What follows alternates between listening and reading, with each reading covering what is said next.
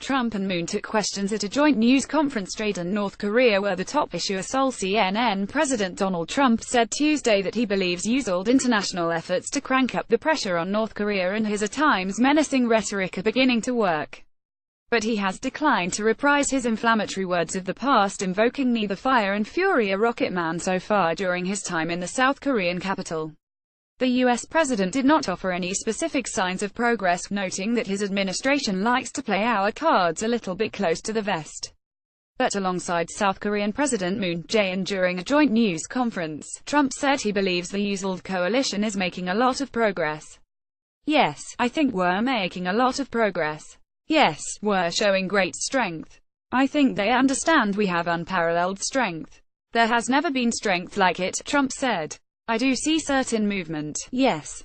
The comments marked the first time Trump has signaled U.S. efforts to counter the North Korean threat are yielding positive results.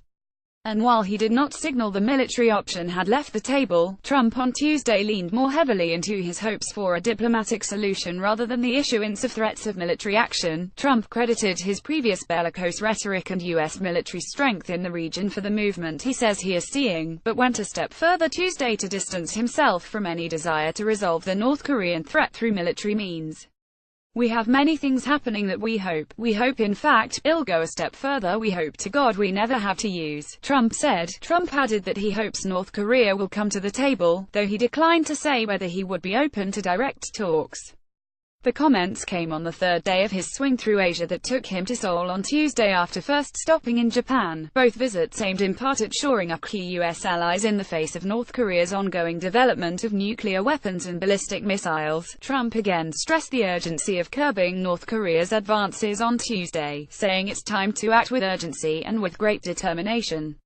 And speaking on the eve of his first visit to China, Trump called specifically on the North Korean neighbor as well as Russia to demand an end to North Korea's nuclear and ballistic missile programs. North Korea is a worldwide threat that requires worldwide action, he said. Trump left no doubt that the United States would use military force if necessary to protect itself and allies in Asia from North Korean threats. The United States stands prepared to defend itself and its allies using the full range of our unmatched military capabilities if need be, Trump said. Moon said earlier that he and Trump carried out candid talks about the North Korean issue, and agreed to scale up regional deployments of allies' military forces. Moon said the US and South Korea must maintain strong stance toward North Korea's threats.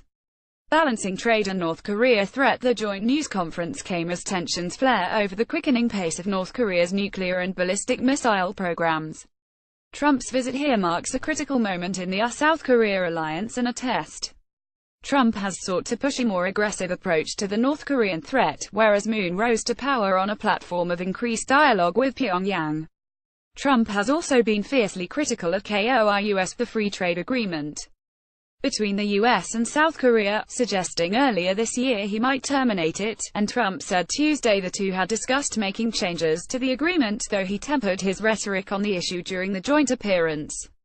Trump kicked off his visit here with a stop at Camp Humphreys, a joint South Korean base, where he sat down for lunch with troops from both countries, creating a photo opportunity drawing attention to the critical military alliance. Nearly 30,000 US troops are stationed in South Korea. A small number of anti-Trump protests gathered at different locations around the city Tuesday to mark his visit. Some opposed the deployment of the U.S. Missile Defense System, THAAD, in the country to guard against missiles from North Korea. Others held placards saying "No Trump, no war." A candlelight vigil was scheduled for Tuesday evening in Gwanghwamun Square, followed by a march to the Blue House. Trump is not expected to visit the demilitarized zone between the two Koreas during his two-day visit here, making him only the second U.S. president since Ronald Reagan not to visit the DMZ. A senior White House official said the administration opted for the visit to Camp Humphreys to highlight the military burden sharing between the two countries and because visits to the DMZ have become a bit cliché. Vice President Mike Pence, Secretary of State Rex Tillerson and Defense Secretary James Mattis have all visited the DMZ this year in separate visits.